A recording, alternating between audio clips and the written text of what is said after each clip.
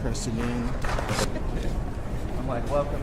First of all, I would like to, give some condolences for the woman who just, suffered the episode here. And let's continue to give our prayers to her.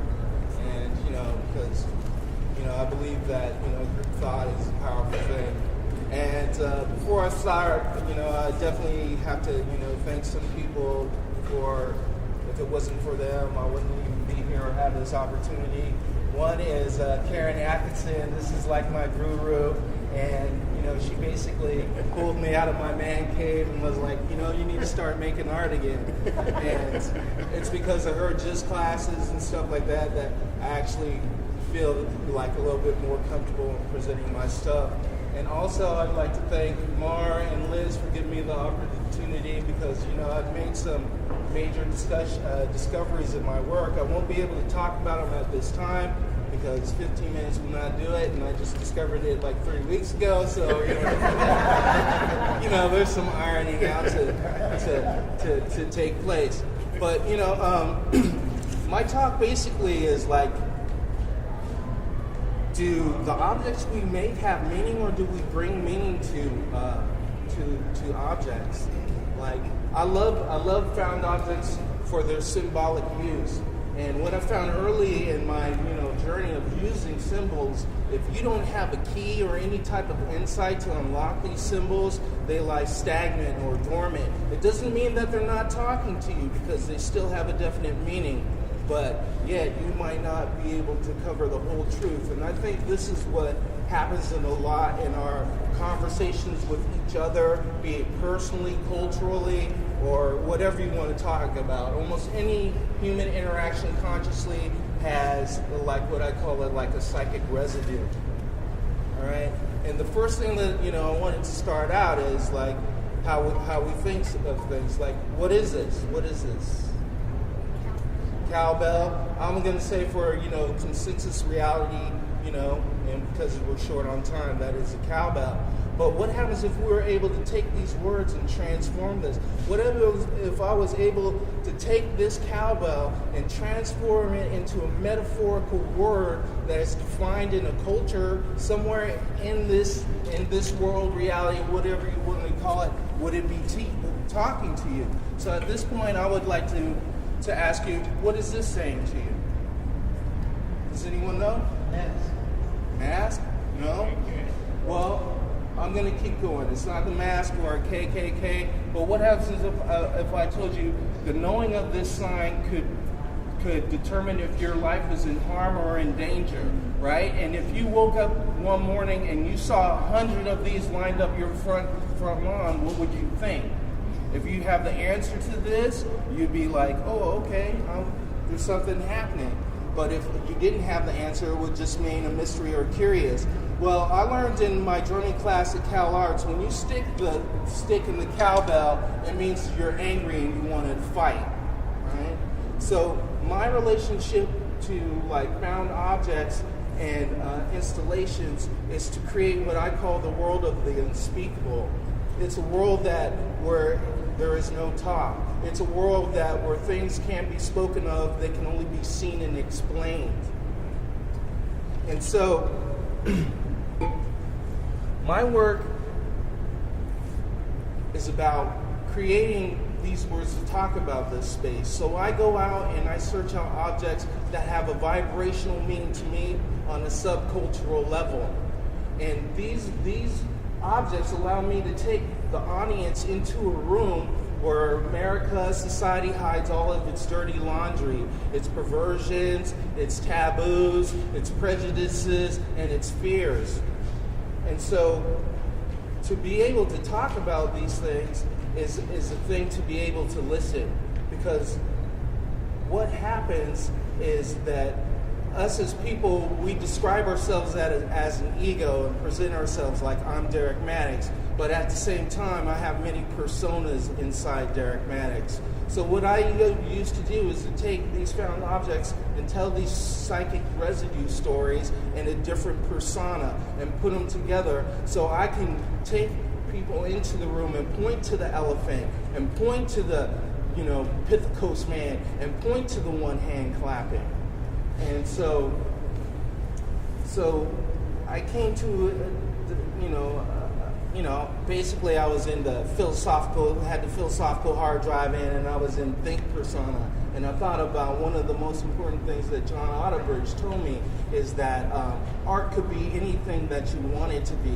And then I thought, how do I use this as a social science to describe what I see? And what I found out is that art could be anything to me, right? And one of the questions that came upon me, I had to think, one, who put even the thought for me to think this question, and who put this thought for me to even see it in a way that I could decode it, right? So I was thinking, well, what happens if art is alive? What happens if the things that we create are actually like messages that come from the beyond? I don't care if you want to call it your subconscious, your superconscious, the prime universal creator, or as some cultures would talk, the ancestral realm. Where do these messages come from? Are they encoded like dreams or hieroglyphs that you have to break down? And if you don't break them down, will you miss the moment? Or were these objects like, metacommunicative like signalers that interfaced with the audience and brought to them the particular message they needed to know at that moment? Or maybe we as artists were making talismans. Maybe this is a talisman to stop all the stupid people on social media from posting stuff if they haven't done any research. So one of the things that I wanted to talk about in this point, and this is just the beginning message that I have, which was like I would term that would come from the subconscious or superconscious level. What happens if this was just more than objects and it was talking about 4 parts of communication? What you wanted to say, what you tried to say, what you end up saying, and what totally gets left out of the conversation. What happens if it was trying to tell us that there was a particular way of talking? First you start with a form of thought, then you make words, then you make paragraph, then you make a story. Or maybe it starts the other way. Maybe it comes from a single idea, breaks down to further communication and still further communication. But what happens if there was a wrong and a right way to use conversation? What happens if you started off with clear thoughts, then you came to the second level and they got muttered, and then you came to the third level where it was complete chaos? But what happens if you had command of communication in your thoughts? You can take all these various thoughts, break them down into specific subjects to get to your main part.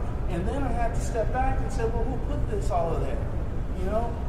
The way that I work in terms of making installations is site-specific installations is I come with I make so much work it's not even funny, it's not even relating, but when I come out to put it up, I have a specific agenda. The specific agenda in this part was Noah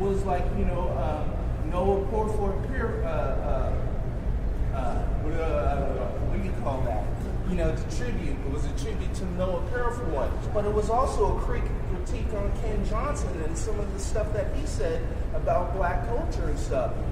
And like I said, there's a whole deeper thing of these symbols that I decoded that I can't talk about here. But my question again is, who put that there? Is it my subconscious? Is it something else? Or is Noah speaking to me? And then the last thing that I'll just point this out, and then I'm going to end it, and I'm not going to go too deep because of time. When I put this up, and then I went back and I was like, wow, isn't this a pyramid? And I thought, wow, isn't this pyramid at CAAM? Isn't CAAM the original word for Egypt? And then I thought wow, no, isn't he the capstone? Wasn't he the first one in this community as terms of black artists to start this whole assemblage thing? And there's a whole deeper thing that goes on in terms of commemorative totem and all that stuff. But, I'm going to stop right there because I'm just happy I got this far.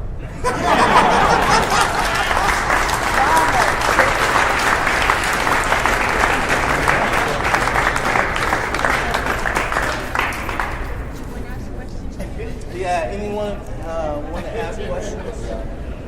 Any questions for Derrick? So I have a question question. So are you saying that these symbols, previous lives, believe in them? Yes. Or they're just ideas floating around the community that we live in? And if you're not open, you're not receptive to that? And the second part of that question is, can anybody be open to receive? I'll answer the second question first, and my answer to that would be yes. And the first part of the question, I would think it's on all the way how we look at process. Like if we look at the creative process from the viewpoint of the way that musicians and dancers look at creativity, it comes to them. You're not making anything. You get a melody. You get a dance movement. And it's like what Richard was saying earlier is that you basically, as a musician for training, you're not worried about making widgets. You're worried about getting your chops up enough to be able to bring this message through. And that's the whole thing. Is like it gets chaotic in there, because what are your own thoughts and what are thoughts from another one or a person or entity, or however you want to talk about that. Any other question? Yeah. Do you just make art whenever you want to, or you just wait till tomorrow until you get the idea what you're going to make? I would say it's both of those things. Sometimes I'm like, especially like if I'm in creative mode, I'm making, I just can't stop. And like people are like, Derrick, why aren't you making any art? And I'll be like, because I wouldn't be able to live in my house, because if I start making, I just can't stop. I gotta make connections and things. I just gotta keep going. But if I have like a specific ideal or something, I might start the next day. Thank you. Any other person? Any other question? Okay, then we are going to move to Rosalind Miles, who is the first artist. Derrick Maddox, the CAAM Diverted Destruction, closing reception, January 18th, 2014.